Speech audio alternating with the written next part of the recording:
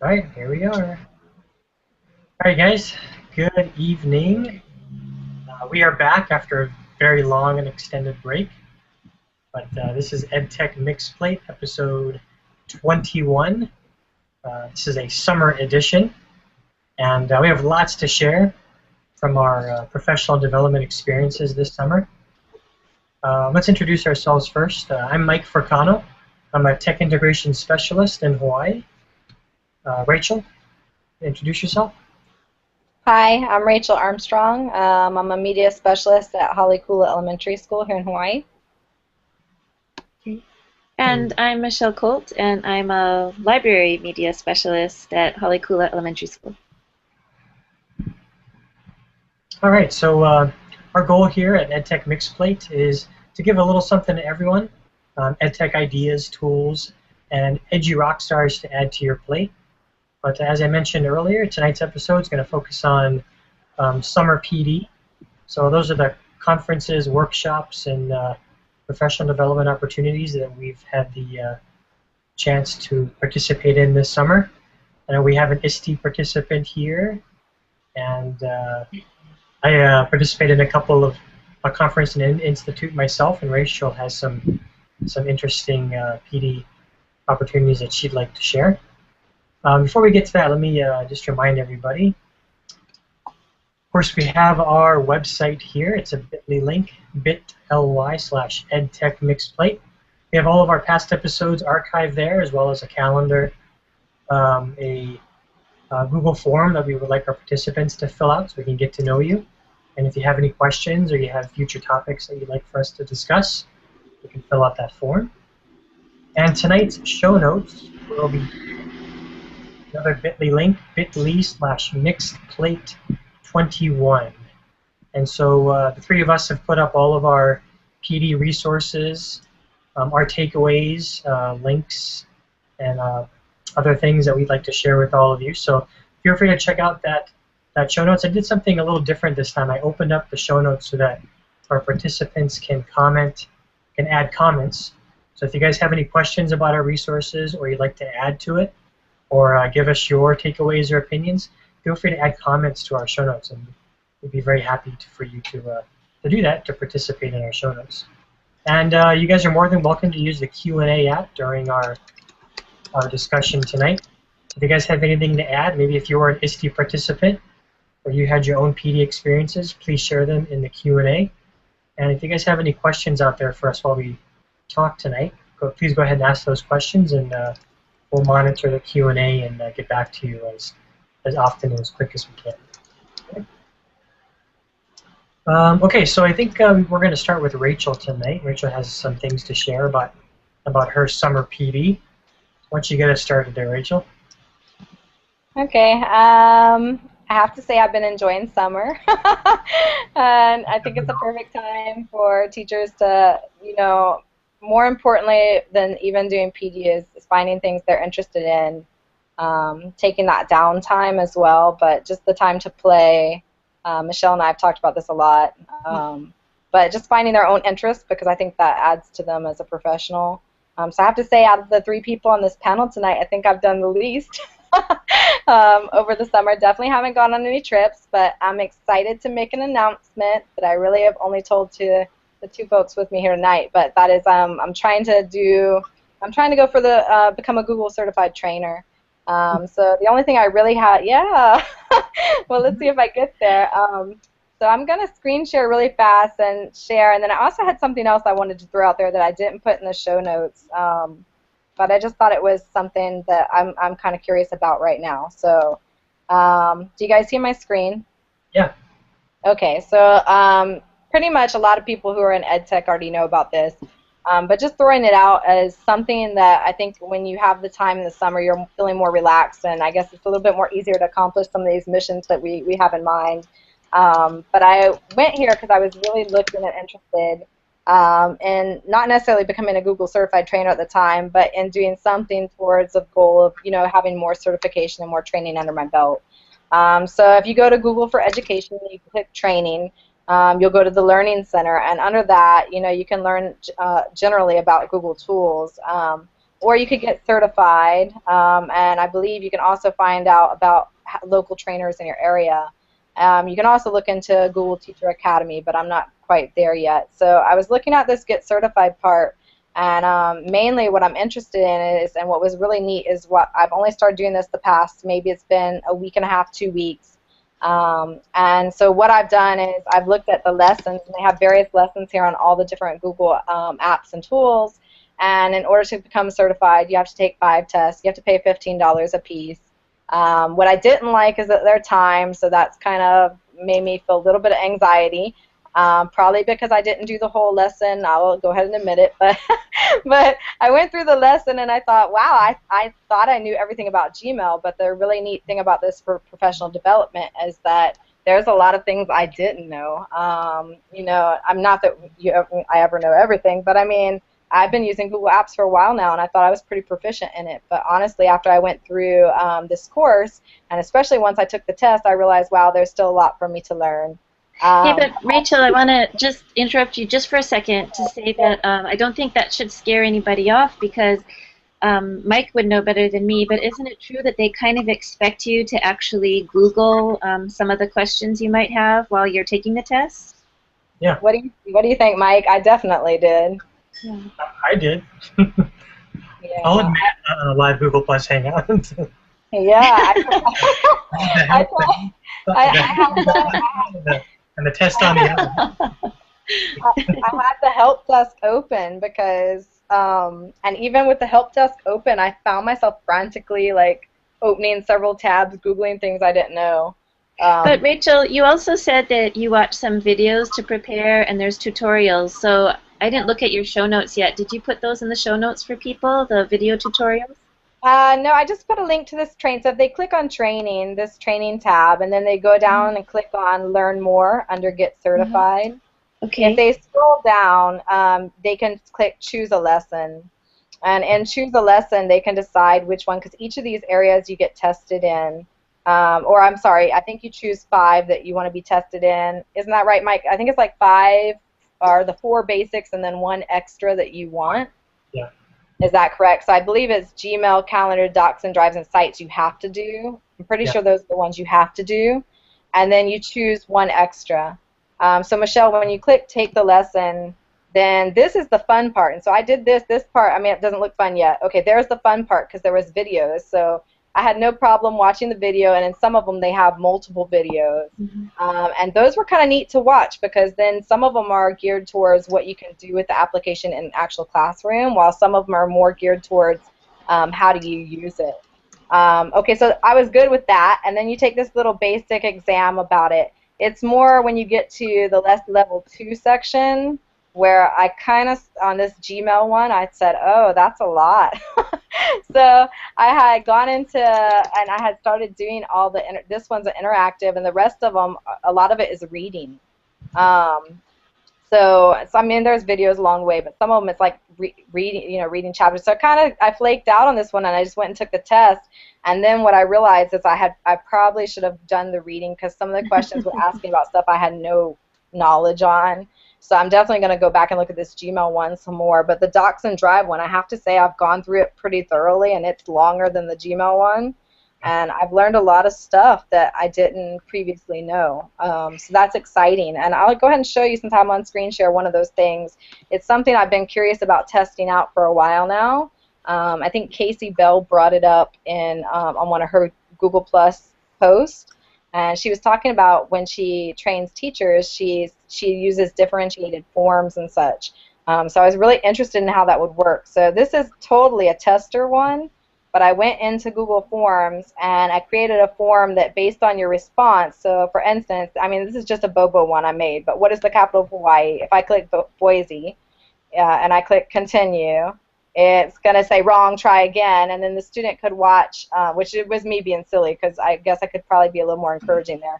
The student could watch the video and then could continue on to answer different questions. And so say I say test and then could continue on. Now let's try that again. What if I was to view the live form and I actually answer correctly?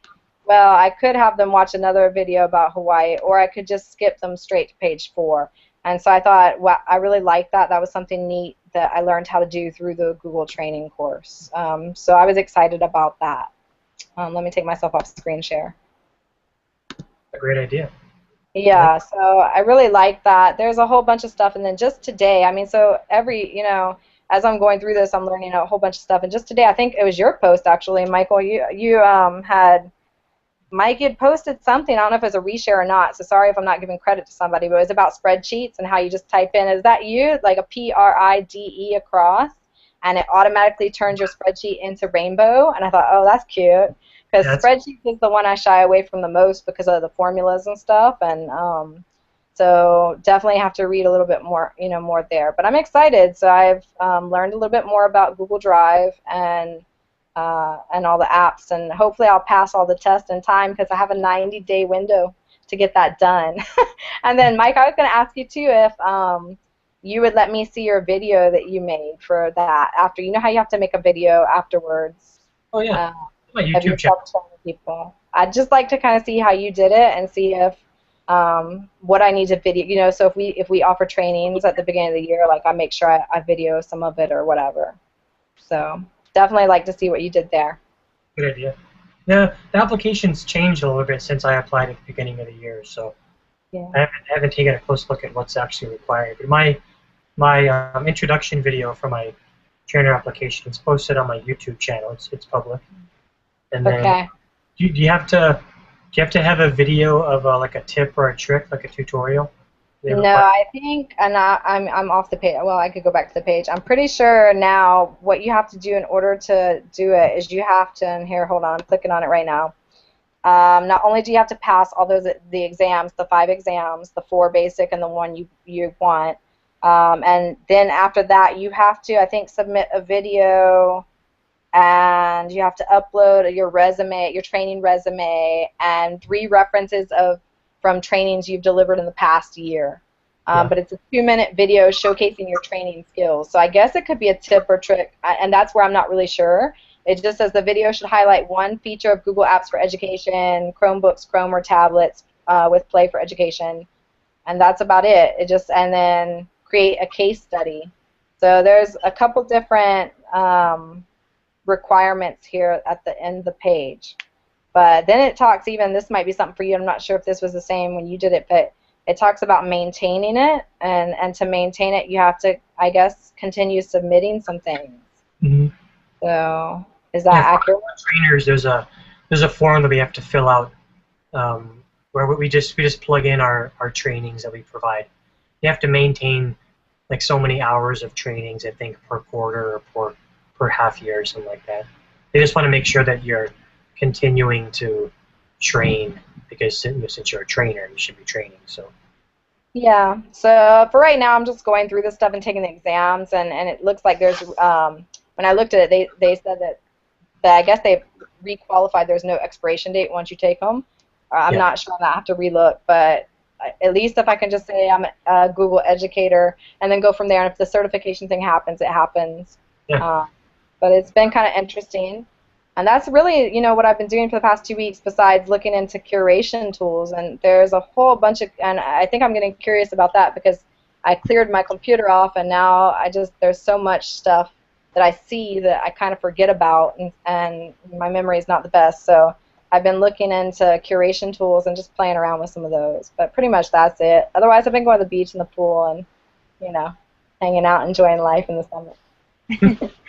But you know what, Rachel, you're really onto something with that, because it was actually Dean Charesky's main message in his kind of like his keynote, the opening session in the Reform Symposium. His main question was, what's happened to the joy? Where's the joy gone from our schools? And he said that, if you look at all mission statements in schools, it's focused on rigor. And actually, I put in the show notes his recording. You folks should watch it. Take, the 45 minutes, whatever it was. It was amazing. And he said that we should do exactly what you said, Rachel. We need to be interesting adults for our students, and we need to be learning outside of school so we can share that learning with students. And that's the best way to model lifelong learning. He was really amazing. I just want to toss out something else he said, too, because I think it kind of goes along with some of the things we're going to share next, maybe, Mike, which is he said instead of the sage on the stage or the guide on the side, we should be meddlers in the middle. And I really loved that idea because we're in there hands-on, asking questions, learning alongside the kids, and maybe sometimes asking guided questions, but I just thought that was really neat, even failing alongside the kids, because that failing is really giving you new information, you know, that you can apply. So Failing forward. yes. Well, I just want to say too that I know for other teachers out there, there are free exams that you can take within the Google training site to become a Google educator, and they're free short exams that help you learn about the different Google tools, and if you can pass those exams, you get an official certificate. And I think they recommend that you become a Google educator before you apply for certification or for becoming a certified teacher. I think so. I think that's one of the requirements now. It wasn't when I did it before, but I think that's a new requirement. Yeah. So wait, I didn't have to pay for any exams or what? What? There's like free. They're not really exams. They're just like really short quizzes about the different tools that you can take to get become a Google educator, just to kind of learn about the things you can do. But I think, Rachel, one difference is that now that you would become a trainer, then you could actually charge for trainings. Yeah. But also become the expert. Because the Google education quizzes, they're not as in-depth as the paid exams. They're very short, very simple, and basic. Yeah, so those are really great for teachers to kind of walk themselves through. And to even use that training site for teachers in general, just to direct teachers and even students to, in order to use, because those lessons are great. And it's all pre-made, it's all laid out, it's very easy to walk through and learn. It has those built to those YouTube videos, and yeah, they're really great resources for those learning how to use Linda Lindsay was doing one of her videos was up there. Oh, really? So I don't know yeah. But as I said, hey, I recognize that voice, and I looked at Linda. Yeah. Yeah, it's good stuff. But I like how in those lessons, I think I kind of noticed it when you were showing, that they have little paragraphs and pieces of information that talk about how you can apply them in the classroom. So not just about learning how they work and how you can use them in general, but how can you use them with your students in the classroom too. So there's that extra piece added in there. Yeah. We got a couple of viewers right now, but one in particular, one who likes to join us frequently that we really appreciate. I think Michelle met her face-to-face for the first time. Yes. So I just want to give a shout-out to Peggy George. I forget, where did she come from, Michelle? Arizona. Arizona, and it's like midnight there or something like that right now. So I know. She said she took a nap, but she's amazing because she's also been moderating sessions for the Reform Symposium. I don't know how she does it. So thanks for tuning in, Peggy. We appreciate it. And Peggy, if you have anything to add to our ISTE experiences, please add that in the Q&A for us. Really appreciate that. Okay, let's see. So what else do we have? You want to talk about ISTE, Michelle? Yeah, you know, I was so excited with Reform Symposium. I put all those links in the show notes, and I didn't really put in ISTE things, but That's okay. You want to talk about? Yeah, ISTE was really great, and I think that you know, each time I've gone, this was my third time, I feel like I've gone with different questions, and so I've taken different things away. I think the first time Rachel, Megan, and I were just so, like everyone says, overwhelmed with everything. And I know we went in focusing much more on the instructional tools that you can integrate into the classroom. So we were very focused on that. And of course, I know we liked walking away with the stuff from the floor show. I think somebody went home with 21 T-shirts in her suitcase, Rachel Armstrong. 21 different T-shirts. Different, yes. She won them in the exhibit hall. So and all kinds of other things. Yeah. In fact, her suitcase was over the 50 pounds. Rachel. Wait, Rachel, you went to ISTE? 3 years ago. 3 years ago. Yeah, 2 times. Not this year, unfortunately, but 2 times. I'll wait till next year maybe, or the next, or whatever. And Michelle, did I see that you actually presented on the floor? Are you at a booth? No, I did. Well, not officially. You know, one thing people should get involved in, and I think that we did after we were at ISTE the first year, because we didn't know about this before. So each year we've gone, you know, with different intents. And we got involved in the special interest group. So via the librarian interest group, they had a playground one day, and they put out they put a call out for session presenters. And I decided, well, why not? I should try. So I did, and it was a really great opportunity, but it wasn't an official ISTE presentation by any means. You know, I think one of the main themes at ISTE this time is actually what Rachel started with, and that was to make time for play, and especially in the classroom. Because I'm not sure if you folks are familiar with Dr. Stuart Brown, and I think he has a play institute in California, but he's been studying for years the importance of play, and that it's really as essential as eating and sleeping. And he said, you know, when I was listening to him in a podcast a few months ago, actually, and he said that play evokes joy and innovation and creativity, and that's something that I heard over and over at ISTE. And I heard people saying that they really wanted to, when they put the learning into their kids' hands, it let the kids take the direction and go. And actually, I should just screen share and show you then someone from the Reform Symposium. So I think lately that's kind of my focus. I'm looking for that. And Rachel and I have definitely seen that to be true in our Minecraft experience. And at ISTE, I was really excited. I shared it on Linda's Hangout that we went to the Design Center of Museum of Design Atlanta. And at that museum, parents can sign up for their kids to take these classes where they design structures in Minecraft and print them on 3D printers. So just, you know, lots of fun play and research and things. But let me show you really quick.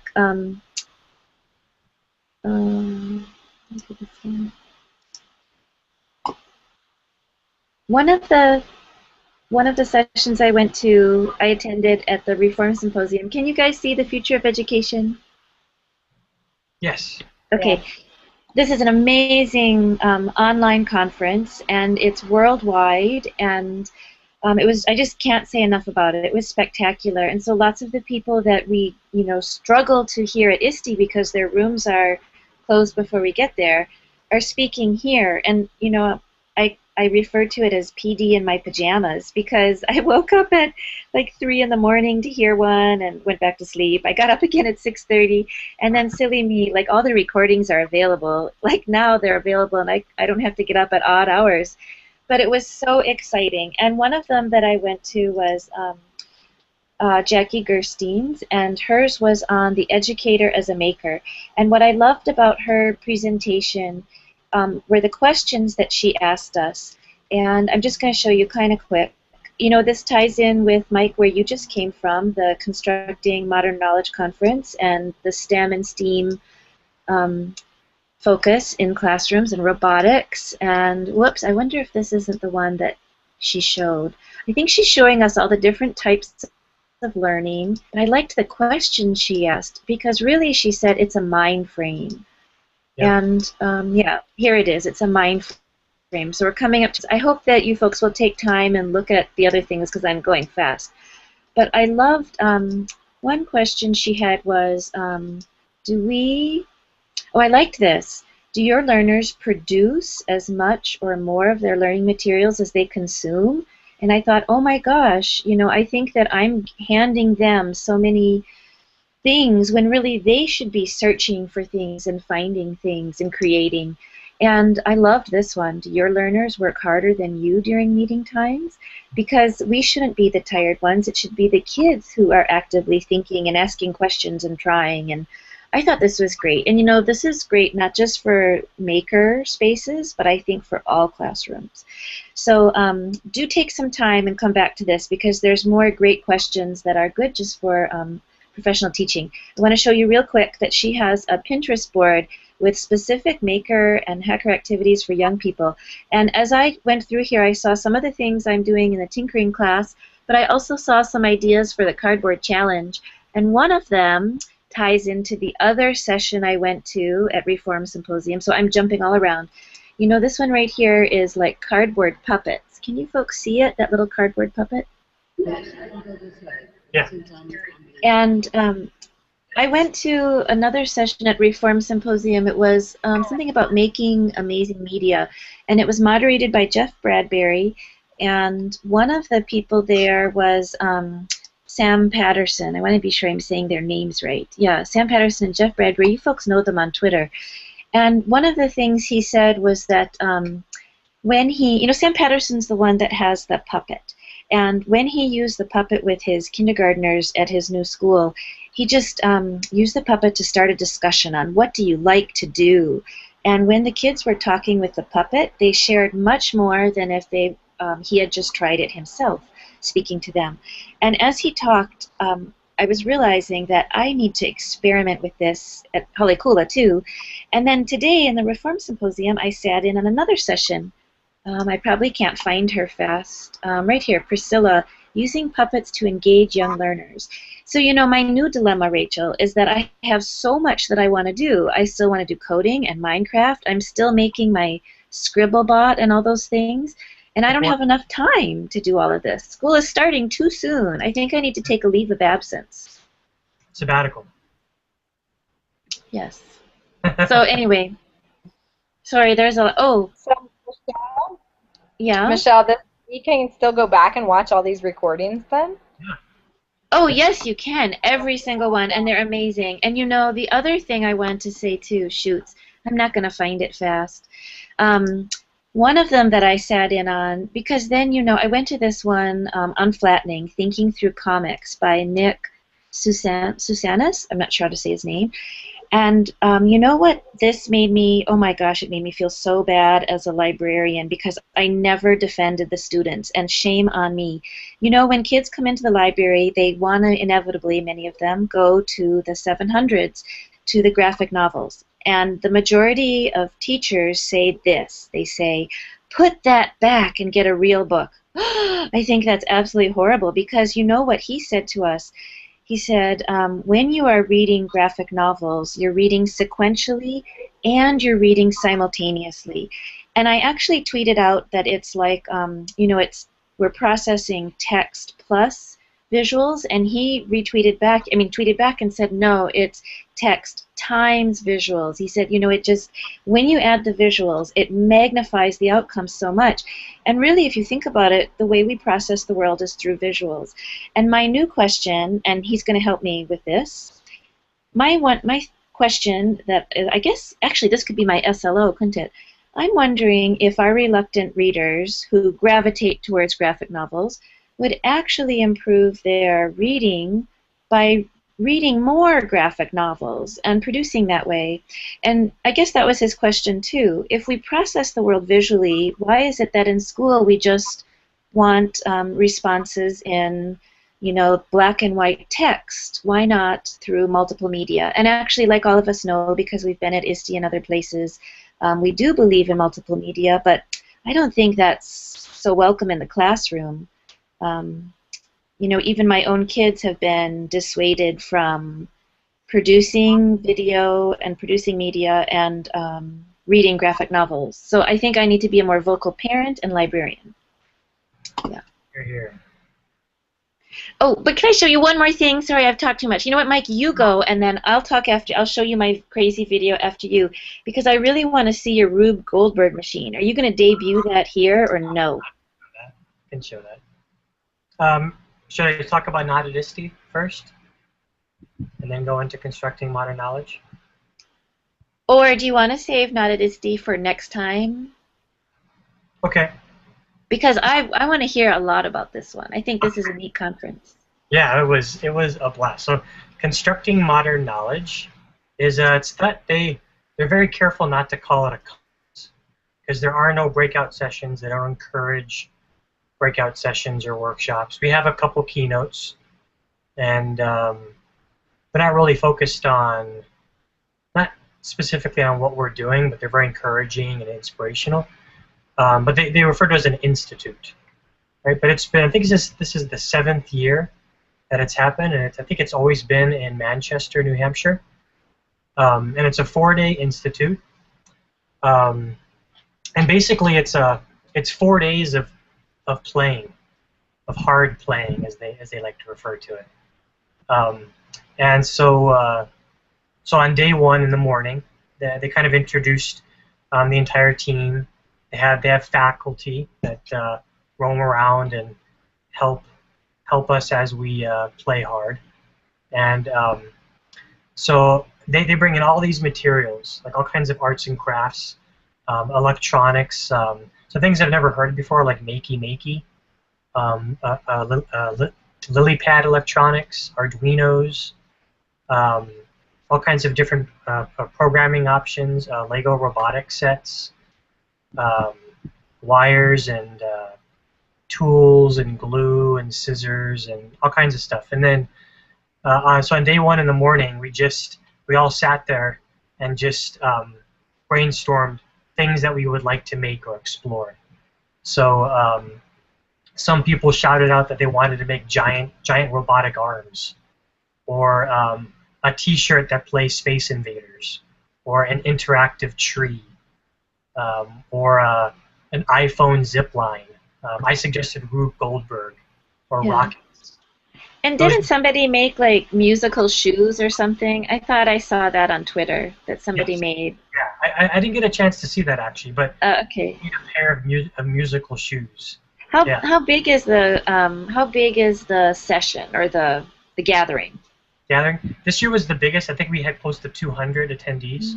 In past years, it's been a little smaller, a little more intimate.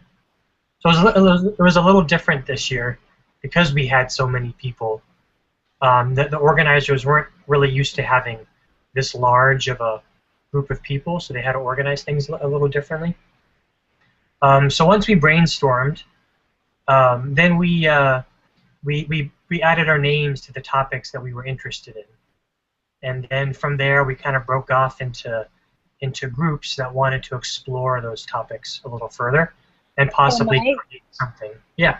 Sorry, can I interrupt? So I was interested in the question they first started you guys out with. So, because I was assuming it was like, if you could make anything, what would you make? What was the question they started you out with there? And then I'm also interested in how you got the materials, but I'm cutting you off because it was exciting to look at online. So, what was the question they started you with? That was basically the question. You know, if you could make anything, or you wanted to learn how to make anything, what would it be? And so those are the kinds of ideas that people explored, and some seemed just way out there, like way off in the dream world, something that you wouldn't be able to make in 4 days in an institute, but it actually happened. And the materials came from the organizers. They packed it all up, I think, in Los Angeles and shipped it all the way to New Hampshire for this conference. So who sponsors it, Mike? Who did you say? It's just a group of people. I can't remember the guy's last name. His first name is Gary. Oh, Gary, isn't it Stager? Because he's one of the authors of a well-known maker book that I have on my devices, but I can't remember the title. And I heard him at ISTE. He's amazing. Like learning. Oh shoot. He had his books there too, and I can't remember it all of a sudden. I forget the name of his book.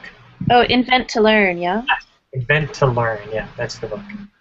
Yeah, so he's the guy who kind of thought up the idea of this institute. Oh, he's great. Organizing.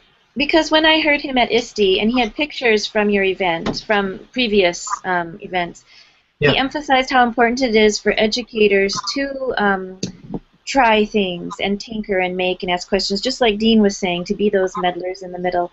I wondered if you went with a group or did you go by yourself? Well, I went with a couple others from Iolani, and we actually stayed together and explored a lot of the different electronics. So we used Lego Mindstorms. We explored how to use a Makey kit.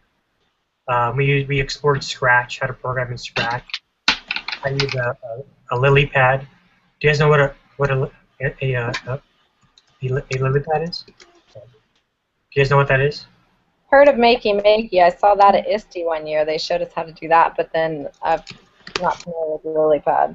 LilyPad is they're electronics, but they're connected by conductive thread. So you have to sew them into some kind of fabric, and you connect the pieces with the thread, which makes the connection and conducts the electricity needed. So it has like sensors and has LED lights and noise makers, and you connect all that to like a motherboard, and then you program it on a computer with a programming language. Yeah, so we explored these different electronics and things to create our own kind of Rube Goldberg machine. But yeah, so it was 4 days. So we broke off into groups, and each group kind of focused on one thing that they wanted to make or create, and we spent the 4 days learning and making things. And there were some amazing things that came out of those 4 days, some amazing projects that were created. And I have some pictures I can show. But we also had a couple keynotes. One keynote was Pete Nelson, the treehouse master. Have you guys ever seen her show on Animal Planet? Yes, definitely. We watched that one a lot. I love that show. Oh my gosh, that's so cool. Did you get a selfie with him? Yes, I did. He was a keynote speaker. He talked a lot about how he got into making tree houses and how he works his show and how it affects his career, and how he became interested in doing something as unique as building tree houses for a living, and not just tree houses for kids, but tree houses for adults too. So if you ever watch his show, he makes some pretty amazing tree houses. He does. Amazing. Yes. Yeah. So he was a speaker. We had he's in college now. I think he's a sophomore in college. His name is Cam Perrin, and he had I think it was a Sports Center piece done on him about the efforts that he's gone through in reuniting Negro Major League Baseball players back together and helping them get Major League Baseball pensions and finding them and connecting them back with their teammates from the early 20s to the 60s.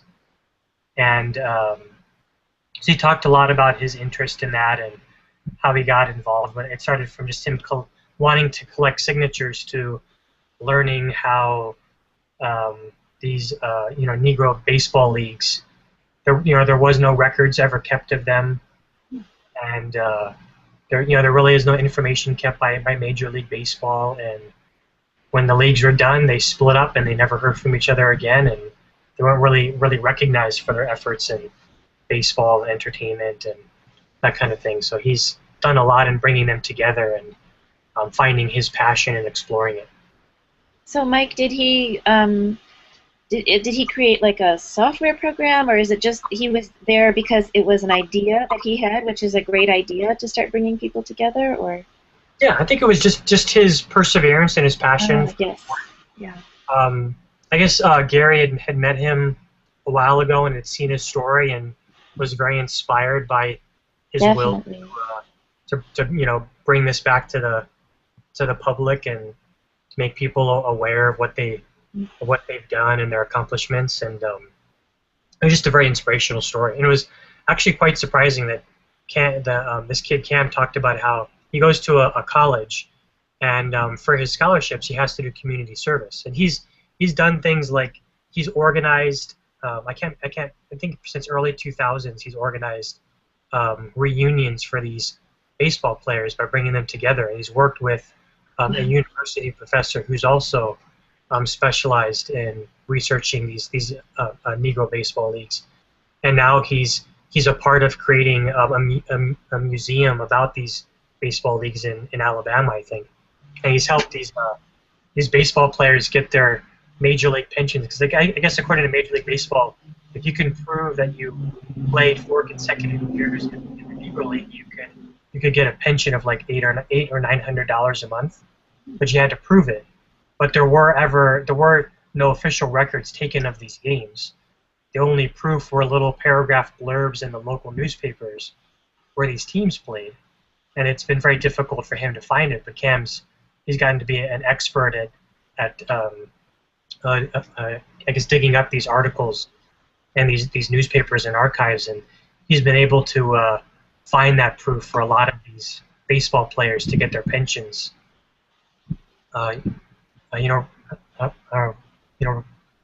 Rightfully so. And but I guess anyways, so for this community service, his college will not accept the work that he's done with these reunions and this museum. Yeah.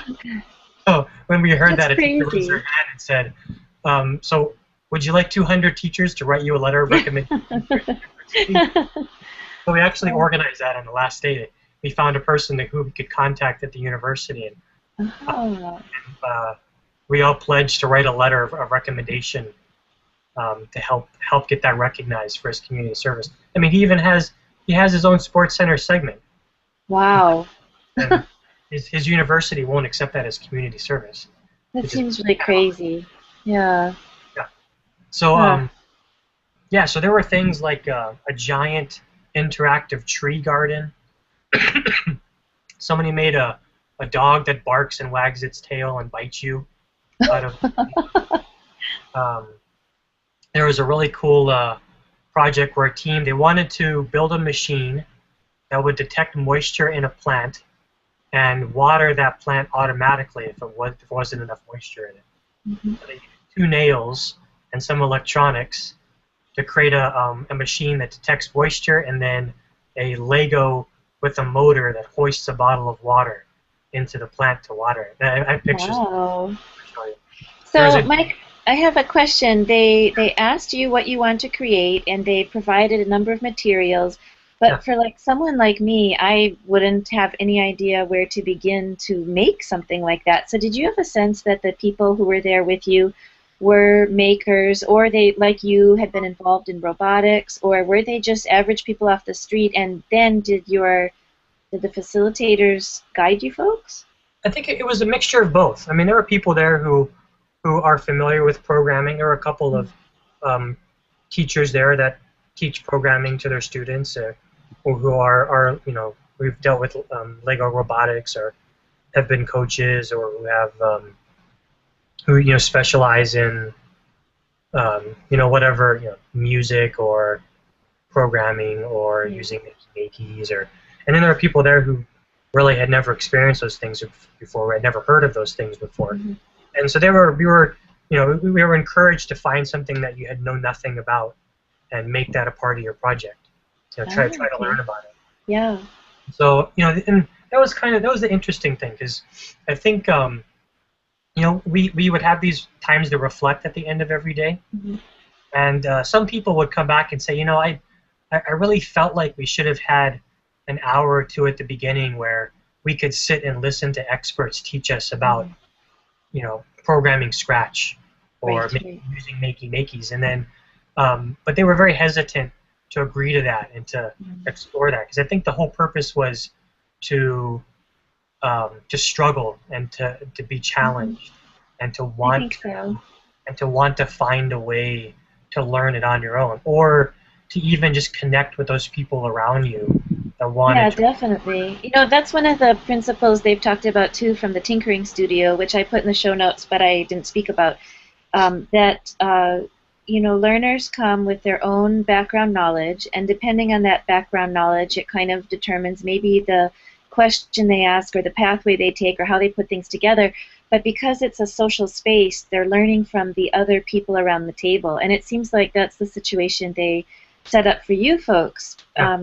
Because like you just said, you maybe want to forge some of those connections. Yeah. And I'm really jealous you got to go to the MIT Media Lab, and you met Mitch Resnick too, didn't you? One of the so envious.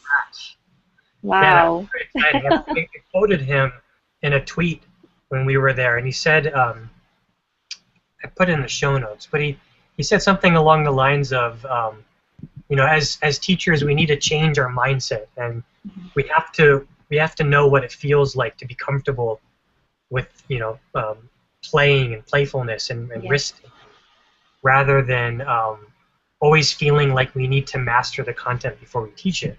Yeah. And that's kind of like what this Constructing Modern Knowledge Institute is all about. And a couple of the people there, they wanted to be able to master it before they used it. And they would bring up ideas of having breakout sessions on the first day. I really disagree with that.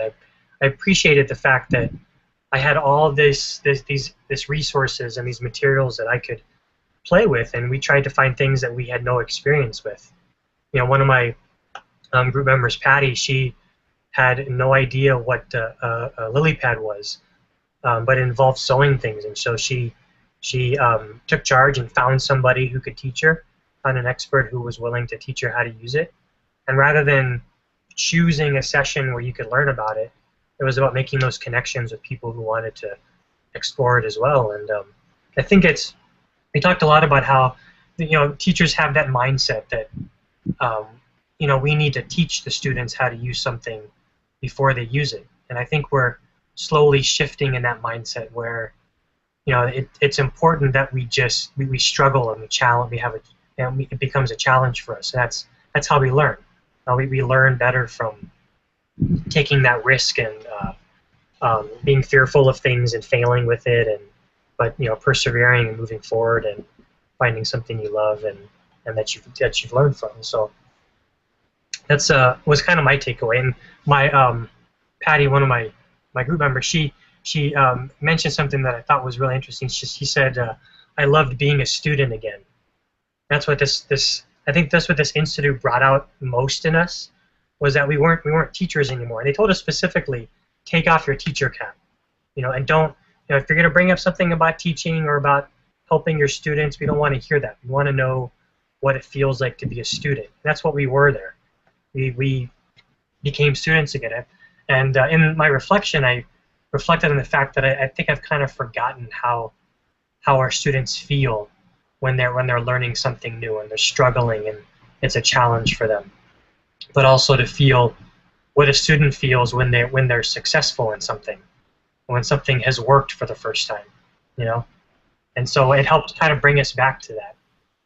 I think you're so right, Mike. And actually, I think like Rachel and I have been trying Minecraft, and even as we're trying things with our 3D printer, I feel like a student again and frustrated with things, but also it's so much fun. I just fear that the regular classroom teacher doesn't have time or opportunity to do that, especially when teachers, sorry, I'm going to bring it up, when they're being judged under the the educator effectiveness system. And so actually at ISTE, one of my colleagues, Lynn, and I were talking with our principal about, is there a way that we can actually make the SLO process and even the PD this year for teachers personalized, and can we make it more playful so that we can give teachers to have the chance to have that same passionate learning experience that you're talking about, Mike? Maybe they could choose it and pursue that, but I don't know, it's kind of tricky when you are there and you have all the good ideas and you come back to the system and the requirements and everything that needs to be done. The challenge we face. Yeah. On those lines, really powerful what you just said. I think we do forget that, how it feels to be a student. And it's not easy. True learning is not easy, and it takes time. I had a friend mention just recently, I met one of my teacher friends I graduated college with, and she just mentioned to me, because we were talking about projects, and I was telling her what I've done in the past 2 years with the kids, and she said she teaches 3rd grade, and she said there's just projects take so much time. There's not time, and then I guess their school has mandated curriculums that are coming down. New changes, and this is the program you have to follow, and this is the program you have to follow. So I think it's interesting that if you're pushed into this is the way it has to be done, unless you're a teacher that's going to rebel against that or says, I just do things my own way anyways, you're more than likely not going to anyways make those opportunities. And on what you were saying, I also came across something else recently, and I think I Google Plused it to you, about play dates for teachers, and that one was kind of interesting, so I've been writing stuff in notebooks as I come across them on things, that would make for good professional development. And I wish I remember this lady's name. Shoots. It was just recently I read it and I just wrote it down. But she was talking about where the teachers have the opportunity to learn from each other even, or where they get to play for a while and then they come up to each other and it's like they have play dates, and even play dates where they meet with students. I think this was from ISTE Ignite. Did you see this lady? I'm pretty sure it was. And she said that they would even come and sit with students, and the students might even have like speed dating, but with apps. I mean, there's all kinds of ways to do this. But I think it's important because I think teachers learn more from talking with each other and just getting the opportunity just to talk in an unstructured environment like Mike was talking about than they do out of the majority of the professional development I've been in. So. Oh, no, you're exactly right. I think that's so true. I think are you ready? Rachel Armstrong? You kind of glitched out for a minute. Did you ask me if I'm ready? I'm ready. we have to have a play date. Okay, so Mike, where's this? Oh wait, but Mike, did you notice that that Peggy posted and somebody else, Sean Nakasone, posted the link to the lily pad in the Q&A? Yeah, Peggy shared the Soundgarden. That was one of the projects. So Peggy, if you want to add that Vimeo link to the show notes, I'd be happy to have that. That was one really cool project that some people created. And yeah, Sean shared some information about the lily pads, which is a really interesting use of electronics in programming. But yeah, let me show you a video, a couple of things. And then Peggy remembered too that it's there's two authors to the book that we spoke of, Mike. It's Gary Stager and Sylvia Martinez, and they're both on Twitter. Yeah. Two very inspirational speakers. Gary's a very good speaker. He talked a lot there, and I could have just listened to him for those 4 days and would have been inspired and amazed by what he has to say. There it is. Let me pull up my screen here.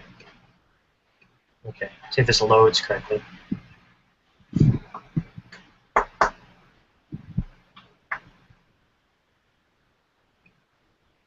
Okay. Computer's a little slow.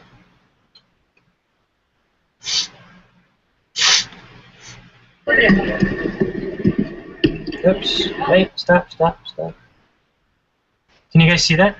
The video? Okay. Yes. I'm trying to get organized here.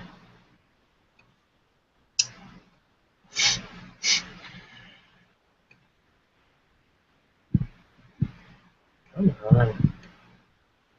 Yeah, but in the show notes, I posted a link to the Vimeo account where there's a bunch of videos of, we were given access to that account to post our projects and our reflections, so there's tons of videos there. And there's things constantly being posted. Okay, so what we created here was kind of a mini Rube Goldberg, and we wanted to focus on energy conservation. The idea was to use a variety of electronics and programming so that when our Lego EV3 robot detects sunlight, it drops the ball, which goes down the ramps, hits a makey connected to that Lego seesaw at the bottom, and that makey activates a scratch program, which has a video to teach you about energy conservation. So if you look at the top, there's we're using the flashlight of a camera. I mean, of a phone. Sunlight. That would work. That did. Yeah. That's pretty good.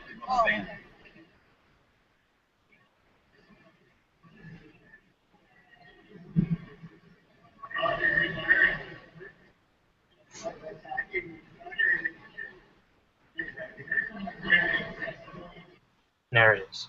That's really fun. We're using a variety of programming languages and electronics to bring that all together. So I explored the EV3 with a partner a little further, and we learned how to use the light sensor to connect it to the motor. And another of our group members built that little makey switch and he programmed the scratch program. So he learned a couple things, and then our other group member set up the lily pad. The lily pad is actually, it's attached to the cloth above the window. Mm-hmm. And right in the middle is a little LED light. Oh, okay, okay. There's a light sensor above, which is right underneath the camera light. And when that light sensor senses the light, it turns on it changes the LED to a red color. Just kind of hard to see in the video. Yeah.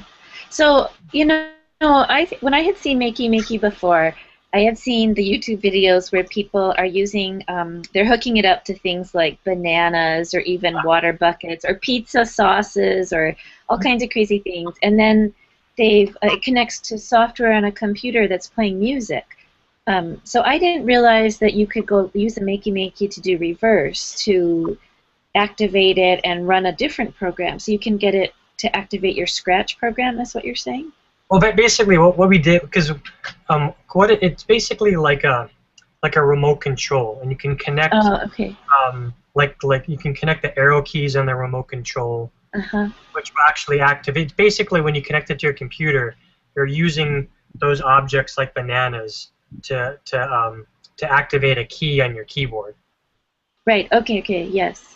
Yeah. So like you may have seen examples of when somebody taps a banana, it's actually using the space bar on the computer. So that's what we did. So we set okay. so when the ball drops on that little switch, it's actually pushing two copper pieces together, which create the connection, which activates the space bar on the keyboard. And we set up the Scratch program to start when the space bar is pressed. So you actually used Scratch coding? Like you could show us your coding you created for that scene? Yeah, I think I have the coding in here, and I have a picture of it somewhere. Had you used Scratch before? I've never used Scratch, and I didn't really play around with it for our project. Our other teammate did. Oh, okay. That's okay, Mike. I just wondered if you did. I know Rachel's used Scratch with her students, and I did a little bit too. Kind of fast scrolling through my pictures here. That's a lot of pictures. I want to see the album. Yeah, but you didn't tweet very much. I kept looking. I was like, where's Mike Fricano? I see all these other people tweeting. I was on Google Plus more. Okay. Let me show you something else that was really cool. This is something else I really liked about the conference. So we came back one night, and it was a late session. It was the day before our last day, so they had the rooms open until 11 p.m. So we went. So one of my group members and I, we went back there to check things out, and we ran into this guy named James, who's worked a lot with this institute. We were just kind of chatting, and he was like, "Hey, I got this new handheld 3D scanner. You guys want to check it out?" So I said, "Yeah, sure." So we spent like the next 2 hours 3D scanning people. Let me show you what this looks like. It's from the same company that helped design the Kinect for Xbox. Okay. And it literally looks like a mini Kinect. And you hold it in your hand and you walk around a person, and it creates a 3D image of them on your. It's supposed to be for the iPad, but he was using his MacBook. And then you can take that 3D image and you can send it to a 3D printer, and it'll print that image for you in 3D. Of the person? Of I the want object. to be printed in 3D. Here's them scanning me, and if you watch the MacBook screen, you can kind of see what it looks like when he scans you.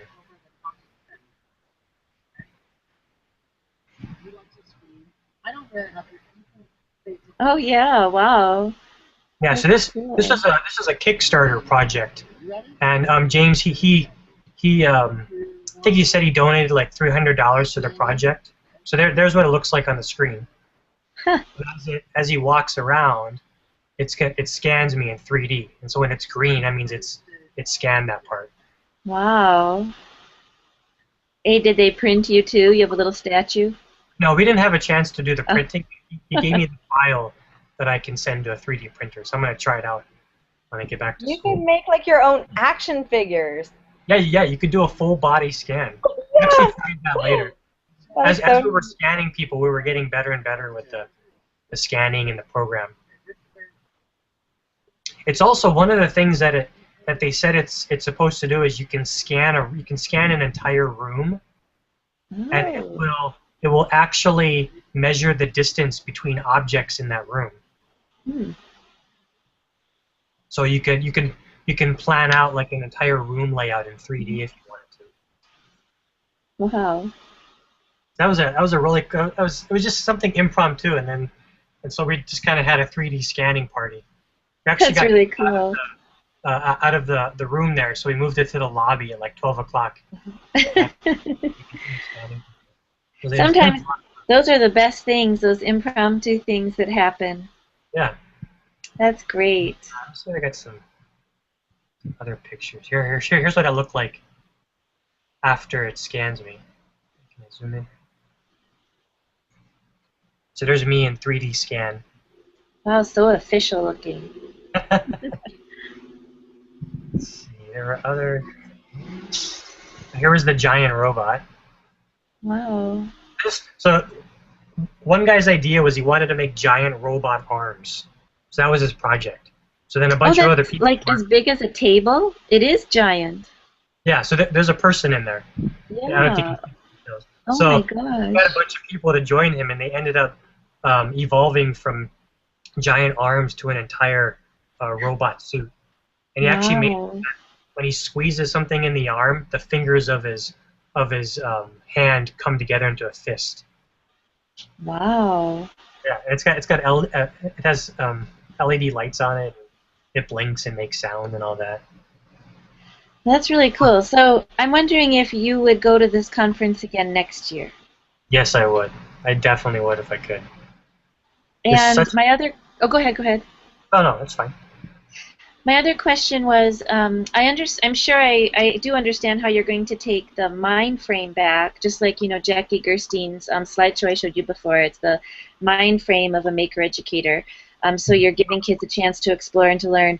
But, one thing that maybe holds me back a little is I don't have enough resources to purchase Makey Makeys for everybody, or even for small groups of kids to use. So, like if you were in our situation, Mike, how would you bring in the different tools and things that you found? Or we don't want to be limited by resources. So what would you suggest? Someone getting started, or like Rachel and me in a public school system with limited monies, what would you suggest we do?